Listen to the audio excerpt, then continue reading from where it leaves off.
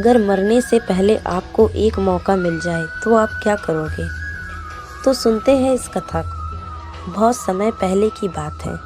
एक घना जंगल था जहाँ बहुत चालाक और समझदार एक तोता रहता था। उस तोते की खास बात ये थी कि वो सच और झूठ दोनों बोलना जानता था, लेकिन बोलता वही था जिससे सामने वाले को सोचने पे मजबूर हो जाए। एक दिन जंगल में भयंकर संकट छा गया। काले बादल छा गए, ठंडी हवा चलने लगी और अचानक से यमराज जी प्रकट हो गए तोते के सामने। और यमराज जी बोले, तोते, तुम्हारी आयु पूरी हो चुकी है, अब तुम्हें मेरे साथ चलना था।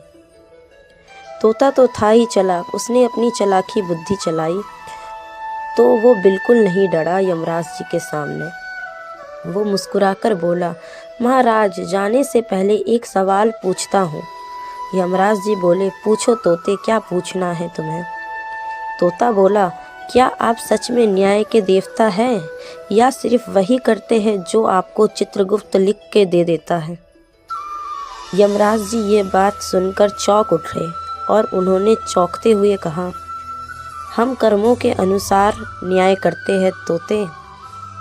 तोता तुरंत बोला यमराज जी से, तो फिर आपने आज सुबह उस अमीर व्यक्ति को क्यों बचा लिया जिसने सैकड़ों लोगों को लूटा है, और आपने उस गरीब किसान को अपने पास क्यों बुला लिया जिसने सिर्फ सच का साथ दिया है? इतना तोते की बात सुनकर पूरा जंगल सन्न पड़ गया। यमराज जी की आंखें बंद थी, उन्होंने घूर घूर कर चित्रगुप्त को देखा। यमराज जी की आंखें खुल गई, उन्होंने चित्रगुप्त की ओर घूर घूर कर देखा और तोते से बोले, तुम सिर्फ पंछी नहीं हो, तुम मेरी अंतरात्मा की आवाज़ हो। और यमराज जी बोले, आज तुम्हें जीवन दान मिलता है, लेकिन एक शर्त है।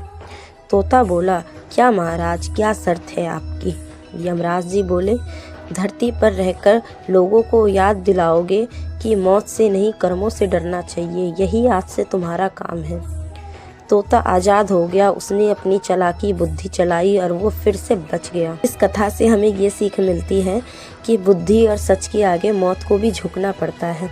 अगर कर्म अच्छे हो तो कोई यमराज भी कुछ नहीं बिगाड़ सकता हमारा। और आपको मेरी कथा अच्छी लगे तो लाइक करें और आप मुझे ये बताएं कि तोता ने यमराज जी से ऐसा क्या पूछ लिया था।